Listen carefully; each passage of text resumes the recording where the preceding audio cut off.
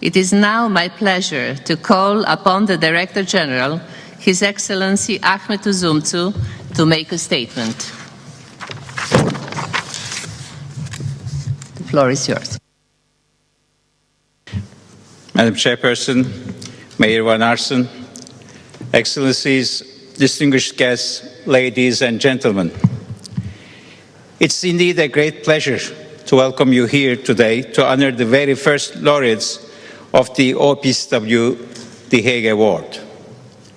Almost a year ago today, I had the honor of receiving the Nobel Peace Prize in Oslo on behalf of the OPCW in recognition of our extensive efforts to rid the world of chemical weapons. The prize came, I admit, as a big, but at the same time, as a very pleasant surprise to us. We didn't even know until the night before that we were being considered as one of the nominees. After all, the OPCW has hardly been a household name over our 17-year history. We had generally worked behind the scenes with quite determination in overseeing the destruction of the world's chemical weapons. Since the Chemical Weapons Convention entered into force, these efforts have had many authors and contributors, all of whom have worked tirelessly and very much out of the limelight. This could not be more true of the recipients of the inaugural OPCW The Hague Award, Dr. Robert Matthews, and the Finnish Institute for Verification of the Chemical Weapons Convention, Verifin, represented here today by its director, Professor Paula Vaninen. Verifin and Dr. Matthews have both made extensive contributions to advancing the objectives of the Convention and of the OPCW. They have provided sustained leadership and have supported initiatives to promote chemical disarmament and non-proliferation through education, publication and research, but also training and outreach. They can both take pride in their role in bringing the complete destruction of remaining chemical weapons well within our grasp. Dr. Matthews is an eminent scientist and expert who has dedicated his career to the disarmament and non-proliferation of chemical and biological weapons. He has been with us at every step of our journey. Dr. Matthews helped draft the Convention, making the treaty a reality after decades of arduous negotiations. More than that, he has made sure that the Convention is more than simply words on paper by playing an active role in ensuring its full and effective implementation. He has also served with distinction as a member of the OPCW Scientific Advisory Board from 2004 and 2011. Dr. Matthews made an especially valuable contribution to chemical disarmament in expanding the scope of the Convention's industry verification regime. He did this by convincing some reluctant delegations to agree that other chemical production facilities, known as OCPFs, should be subject to declarations and routine inspections. These efforts, based on lessons learned from chemical weapons proliferation in the 1980s, established an enduring mechanism for preventing the re-emergence of chemical weapons, a core objective of the OPCW. Like the work of Dr. Matthews, the impressive track record of Verifin predates the signing of the Convention and the founding of our organization. Verifin started as a research project in the early 70s, at a time when the world knew little about the scientific and technical complexities of chemical weapons, a time when possessor states held the knowledge in strictest secrecy.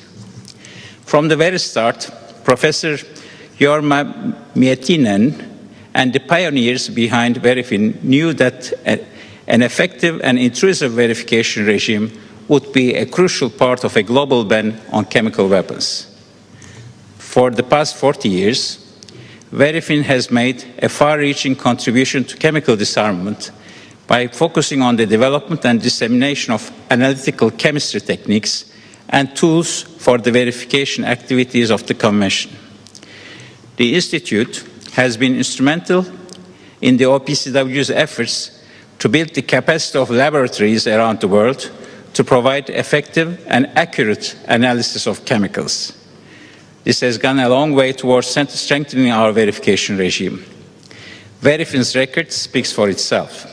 The Institute has trained over 1,000 chemists from more than 130 countries in skills related to enhancing national implementation of the Convention.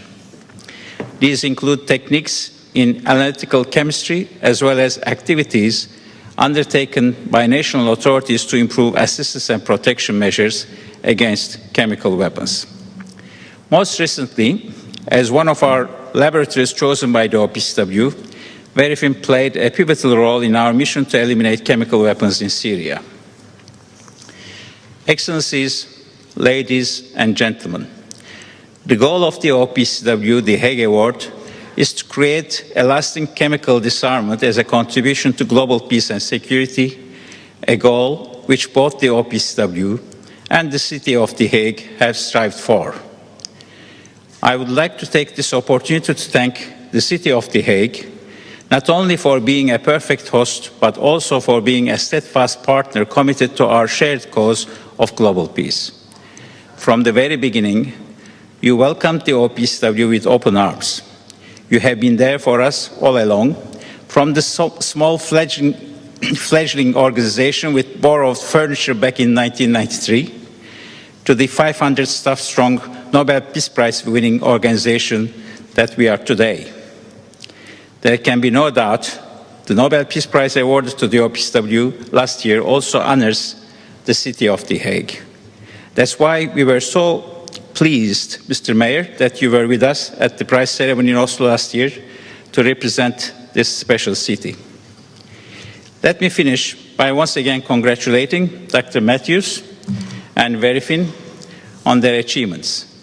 It's my fervent hope that this and future OPCW The Hague Awards will serve to strengthen our collective endeavors to make our world safer and more secure, forever free of chemical weapons. Thank you for your attendance. Thank you.